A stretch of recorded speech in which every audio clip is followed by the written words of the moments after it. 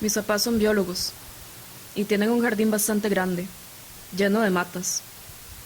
Recuerdo que cuando era pequeña ayudaba a mi mamá a trasplantar unas flores de un lado a otro del jardín, porque no les gustaba la sombra. Y recuerdo preguntarme si no se sentirían extrañas, con otra tierra en las raíces. J'ai eu la réponse des années après, lorsque je suis arrivée en France en septembre dernier. Ce sentiment de déracinement, de dépaysement sur lequel je m'interrogeais lorsque j'étais petit, m'a accompagné à tout moment, à chaque interaction les premiers mois. Et aujourd'hui encore, je le ressens. Je devais désormais comprendre le monde dans une langue qui n'est pas ma langue maternelle. Mon corps, se retrouvant dans un espace différent, devait faire face à des dynamiques différentes, toutes passant par le langage. C'est pour ça que lorsque j'ai décidé d'entamer un projet personnel cette année, c'est cette intersection entre corps, langage et environnement qui m'a intéressée. J'ai commencé à remarquer en effet qu'il y avait des similitudes entre la situation toute nouvelle que je vivais, que mon corps vivait, en étant dans un continent dans lequel je n'avais jamais vécu auparavant, en baignant dans une culture avec laquelle j'étais certes familiarisée depuis des années, mais pas à ce point. Et le fait de transplanter, de déraciner quelque chose. Et j'ai donc commencé, dans ma pratique artistique, à jouer avec cette juxtaposition d'éléments, avec le déracinement, le détournement qui peut être trouvé visuellement dans des branches qui se bifurquent et conceptuellement dans un langage qui est détourné, qui est réapproprié, qui est parfois faussement employé à cause du fait que ce ne soit pas la langue maternelle de celui qui l'emploie.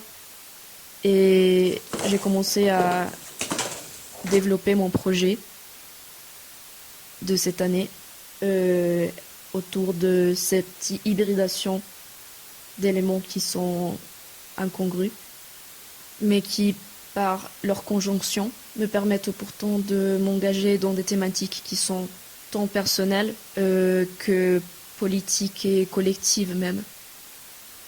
Et c'est justement cela qui m'intéresse dans l'art. A priori, je m'engage dans une pratique artistique parce que j'essaye, par des moyens plastiques, de trouver des réponses et des solutions à des questionnements que je me fais, à des questionnements par rapport à des choses qui me touchent, qui me traversent.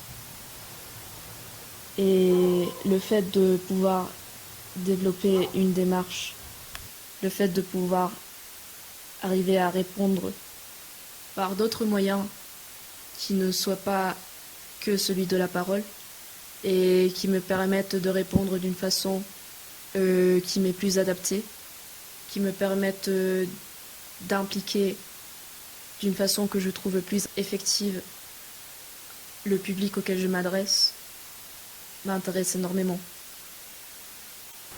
Et c'est justement pour cela que je recherche un espace où je puisse avoir la liberté de mener ces recherches et d'approfondir mes questionnements d'une façon plastique. Un endroit où je puisse trouver des outils qui soient techniques, qui soient aussi d'ordre théorique, dans lesquels je puisse me situer et avoir connaissance davantage d'une histoire de l'art et d'une culture artistique qui me dépasse. Pouvoir aussi faire des rencontres, échanger avec des personnes qui partagent les mêmes sensibilités, les mêmes passions, voire même qui se posent les mêmes questions que moi. Et pouvoir expérimenter davantage et m'épanouir dans ma pratique grâce à ceci, tout en restant quand même ouvert au monde, sont des choses que j'espère trouver dans une école d'art et qui sont pour moi au cœur de la définition d'un espace d'enseignement pareil.